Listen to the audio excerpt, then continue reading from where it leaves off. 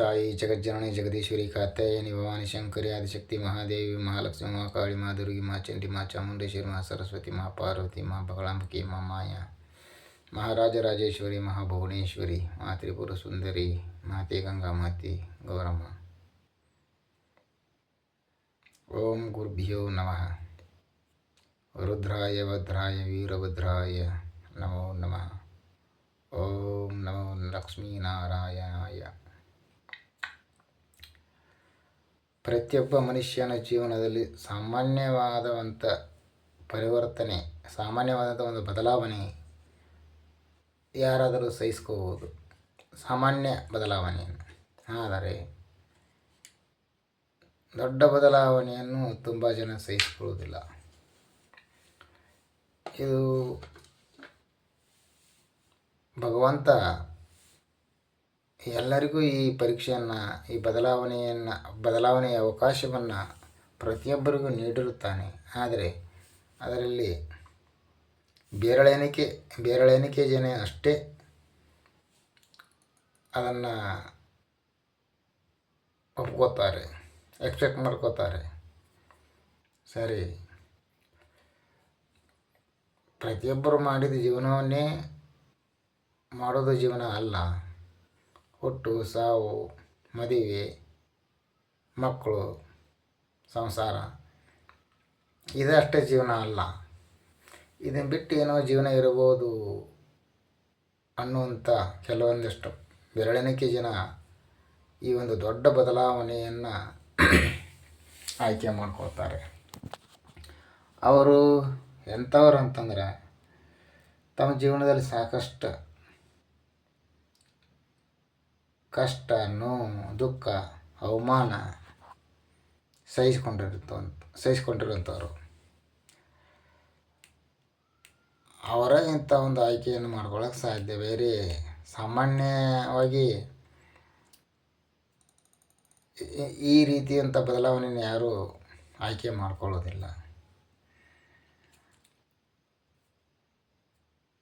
ಬದಲಾವಣೆ ಮಾಡ್ಕೊಳ್ಳೋಕ್ಕಿಂತ ಮೊದಲೇ ಏನಾಗ್ತೈತಿ ಅಂದ್ರೆ,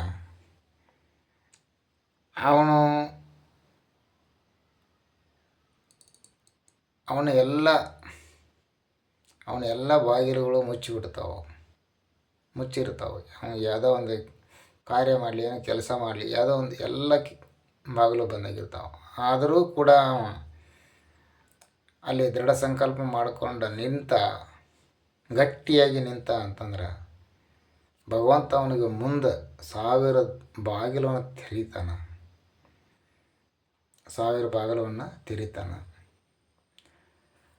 ಆದರೆ ಸಹಿಸ್ಕೊಳ್ಳೋ ಗಟ್ಟಿದ್ದ ಅದನ್ನು ಮಾಡ್ತಾನೆ. ಒಂದು ಕಲ್ಲು, ಒಂದು ಶಿಲೆ, ಒಂದು ಮೂರ್ತಿ ಆಗಬೇಕಾದ್ರೆ ಶಿಲ್ಪಿಯ ಆ ಹೊಡೆತವನ್ನು ತಡ್ಕೊಳ್ಳುವಂಥ ಕಲ್ಲು ಮಾತ್ರ ಮೂರ್ತಿ ಆಗ್ತೈತಿ. ಆ ಹೊಡೆತವನ್ನು ಸಹಿಸ್ಕೊಂಡಿದ್ದಕ್ಕೆ ಅದೊಂದು ಮೂರ್ತಿ ಆಗ್ತೈತಿ. ಅದು ಪೂಜೆ ಮಾಡ್ಕೊಳ್ಳೋಕೆ ಒಂದು ಯೋಗ್ಯತೆ ಆ ಮೂರ್ತಿ ಬರ್ತೈತಿ, ಪೂಜೆ ಆಗುತ್ತೆ. ಅದಕ್ಕೊಂದು ಮಂದಿರ ಆಗ್ತೈತಿ, ಪೂಜೆಗೆ ಕಾರಣ ಆಗ್ತೈತಿ. ಅದೇ ಮತ್ತೊಂದು ಕಲ್ಲು ಶಿಲ್ಪಿ ಹೊಡೆತಕ್ಕೆ ತಡ್ಕೊಳ್ಳಾರದ ಅದು ಭಿನ್ನಾಗಲಿ ಏನೋ ಒಂದು ಆಯಿತು ಅಂತಂದ್ರೆ, ಅದ ಮೂರ್ತಿನ ಅದ ಮಂದಿರದ ಮೆಟ್ಟಲುಗಳಾಗಿ ಬಳಸ್ತಾರೆ. ಇದರ ಅರ್ಥ, ದೊಡ್ಡದಾದಂಥ ಒಂದು ಬದಲಾವಣೆ ಜೀವನದೊಳಗೆ ಬೇಕಪ್ಪ ಅಂತಂದ್ರೆ, ಭಗವಂತ ನೀಡಿದ ಪರೀಕ್ಷೆಗಳನ್ನೆಲ್ಲ ಪಾಸ್ ಮಾಡಬೇಕಾಗತ್ತೆ. ಆವಾಗ ಜೀವನ ಒಂದು ಒಳ್ಳೆಯ ಮಾರ್ಗದೊಳಗೆ ಹೋಗಕ್ಕೆ ಸಾಧ್ಯ ಐತಿ.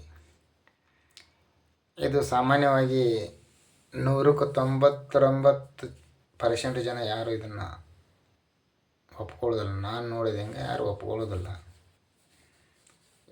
ಕೆಲವರು ಅಷ್ಟೇ ಇದನ್ನು ಆಯ್ಕೆ ಮಾಡ್ಕೋತಾರೆ.